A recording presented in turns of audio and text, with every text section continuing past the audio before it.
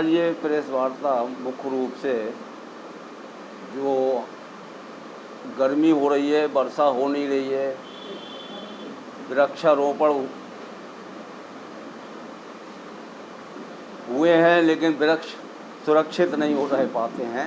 पिछले कई वर्षों से 25 करोड़ 20 करोड़ और इस वर्ष 22 जुलाई को अभियान चला के 35 करोड़ वृक्षारोपण किया गया है। लेकिन ये वृक्ष अगर सुरक्षित होते तो आज हरियाली दिखाई देती, हरियाली कहीं नज़र नहीं आती है। आप हमारे पत्रकार बंधु भी सब तरफ घूमते हैं, जाते आते हैं, तो हरियाली आपको नज़र नहीं आती होगी। इधर विकास के नाम पे बहुत पेड़ कटे हैं और ट्रांसलोकेट किए गए हैं, वो भी उतने कामयाब नहीं हो पाए हैं। अब ये जो वृक्षारोपण लगाया जाता है अभियान चलाकर, नर्सरी से पौधे जब निकलते हैं तो वो आधे अधूरे वहीं पर ढीले हो जाते हैं।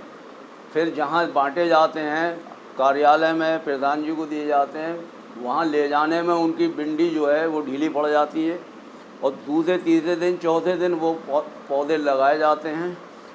इधर आपका मंत्री जी और जो है बड़े बड़े अधिकारी फ़ोटो खिंचवाते हैं, वृक्षारोपण करते हैं, अच्छी बात है। उसके बाद उन पौधों की देखभाल नहीं की जाती, पलट के नहीं देखते हैं। उनको पानी देना है, नराई गुड़ाई है ताकि वो फल सकें। और ख़ास बात यह है, वृक्ष नष्ट जो हो जाते हैं उसका मुख्य कारण है आवारा पशु। आवारा पशु में ये जंगली गायें जो रोड पे ही फिर रही हैं, खेतों में फिर रही हैं और सब तरफ नज़र आ रही हैं। इन गायों को जो है पकड़ के और उनके बाड़ों में रखा जाए। रोड के ऊपर दुर्घटनाएं भी हो रही हैं और ये घायल भी हो रही हैं, पन्नियाँ खा रही हैं, जहाँ तहाँ गोबर फैला रही हैं, संक्रामक रोग फैल रहे हैं। तो इन पे नियंत्रण किया जाना बहुत ज़रूरी है। दूसरे ये बंदर हैं, बंदर शहर के अंदर भी हैं, गांव में भी हैं, देहात में भी है। जो पौधे लगाए जाते हैं उन पौधों पर चढ़कर कूदकर और उनकी कल्ली खाकर, उनकी टहनी तोड़कर उन्हें नष्ट कर देते हैं। तो जानी और माली नुकसान हो रहा है। इधर जंगल के अंदर जंगली सुअर है, वो इन पौधों को जो किसान मेड़ों पर लगाते हैं या बाग लगाते हैं या खेतों में लगाते हैं, इनको अपनी थूथड़ी से लौट देते हैं। इधर जो फल के वृक्ष हैं उनको ये नीलगाय जो है ये खा लेते हैं। इधर कुछ पशु और हैं, पालतू पशु, वो भी बहुत बड़ी समस्या है। गायों को लोग छोड़ देते हैं, जो पालतू हैं वो दिन भर चरती हैं, शाम को खूंटे पर आ जाती हैं। ऐसी बकरी पालन बहुत व्यापक रूप से करते हैं लोग, उनको छोड़ देते हैं, वो पेड़ पौधे भी खाते हैं और किसानों को भी नुकसान पहुंचाते हैं, उसके बाद आ जाते हैं। तो इन पालतू जानवरों का भी जो है सूची बनाई जाए कि भाई ये पालतू जानवर को अपनी निगरानी में चराएं। उसमें व्यवस्था ये भी है कि साहब 5000 जुर्माना डालेंगे, कोई पालतू जानवर छोड़ेगा किसान या उसके खिलाफ़ मुकदमा लिखा जाएगा। लेकिन ये घोषणा मात्र है, उसके बाद भी कोई सरकार कार्रवाई नहीं करती, किसी के खिलाफ़ मुकदमा दर्ज नहीं होता ताकि ये लोग अपने पालतू जानवरों को ना छोड़ें।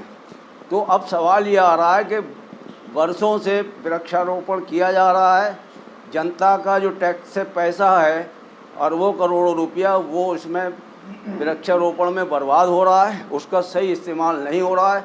ऑक्सीजन की ज़रूरत सबको है, हर नागरिक को, गरीब को भी अमीर को भी। कोरोना में ऑक्सीजन की ज़रूरत पड़ी, मिल नहीं रही थी। अगर इतनी ऑक्सीजन पैदा कर दी जाए वृक्षों लगाकर, उनको पालकर सींचकर कि नागरिकों के नसों के माध्यम से फेफड़ों में खुद ज़बरदस्ती घुसे, जैसे कहीं धुआं होता है वो ज़बरदस्ती घुसता है, उसकी जगह पे वृक्ष जहाँ भी खाली जगह लगाया जाए उनको पाला जाए। अब एक ही चीज़ बचेगा भाई, या तो पेड़ बचेंगे या ये पशु, जंगली पशु और या आवारा पशु ये बचेंगे। इनको एक चीज़ को सरकार जो है रख सकती है और समाज में और देश में ये रहेंगे। अगर इनको पकड़ के जंगली पशुओं को कहीं अलग नहीं रखा गया और वो वातावरण जो है गांव देहात और शहर का इनसे मुक्त नहीं कराया गया तो पेड़ पौधे लगना संभव नहीं है। करोड़ों रुपए की बर्बादी है और हमारा जो प्रदेश क्या पूरा संसार वर्ल्ड ग्लोबल है, गर्मी है, बारिश नहीं हो पा रही। जो वृक्ष हैं वो वर्षा का भी मुख्य कारण है, पानी खींचते हैं, ऊपर से बादल हमारे जाते हैं उनको खींचते हैं। और वृक्षारोपण में हर आदमी को, हर नागरिक का फ़र्ज़ है, हर आदमी को ऑक्सीजन चाहिए। वो जिम्मेदारी से अपने दुकान के आगे, मकान के आगे पेड़ लगाए और पाले और निगरानी रखे। अब आप ये रोड पे करके लाइटिंग वृक्षारोपण किया जाता, उन वृक्षों पे अगर लाइटिंग की जाए तो और लुक रात में अच्छा लगेगा। आपने ये डिवाइडर बनाए हैं, बरेली का विकास के नाम पर डिवाइडर बने हैं। इन डिवाइडरों के स्थान पर अगर वृक्षों की लाइन से डिवाइड किए जाते रोड, तो मैं समझता हूँ कि वो ऑक्सीजन भी देते ज़्यादा और हरियाली भी देते। डिवाइडरों के ऊपर आपने देखा कहीं कहीं घास, वो छोटे छोटे पौधे लगाए गए हैं। वो छोटे पौधे कितनी ऑक्सीजन देंगे, उनकी जगह वृक्ष लगाए जाते ताकि नागरिकों को ऑक्सीजन ज़्यादा मिलता। तो अब सवाल ये है कि मैं आपके माध्यम से, मैंने कई ज्ञापन अधिकारियों को दिए हैं, शासन प्रशासन को दिए हैं, और मैं कई वर्षों से दे रहा हूँ इस मुद्दे पर, लेकिन आज तक उसका कोई समाधान नहीं खोज पाया। बरेली में 2 मंत्री हैं, एक पशुधन मंत्री हैं और एक वन राज्य मंत्री जी हैं। जनता को चाहिए कि वो इन मंत्रियों से बात करें, माननीय मुख्यमंत्री योगी जी से कहें कि इन तमाम पशुओं का एक विभाग बना दे, एक नोडल अधिकारी बना दे, ताकि नागरिक किसान कन्फ्यूज़न में ना रहे कि उस दर पे जाओ। ये भटकाते हैं किसान को, नागरिक को, वो कहते हैं वहाँ जाइए, वो कहते हैं वहाँ जाइए, वो वहाँ जाइए। तो एक जिम्मेदारी सौंप दी जाए, वन रोध और सुअर के मारने के परमिट का शासन आदेश है, वो कौन अधिकारी देगा, उसको सौंप दी जाए एक को जिम्मेदारी।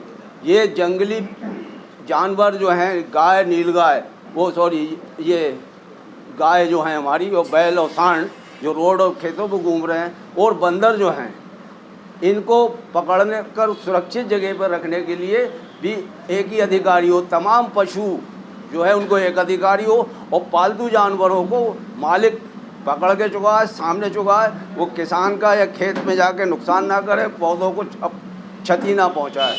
तो आप सिर्फ मीडिया ही अब है शेष बचा है जो इस बात को उठाएगा, जनता के नागरिकों को करेगा।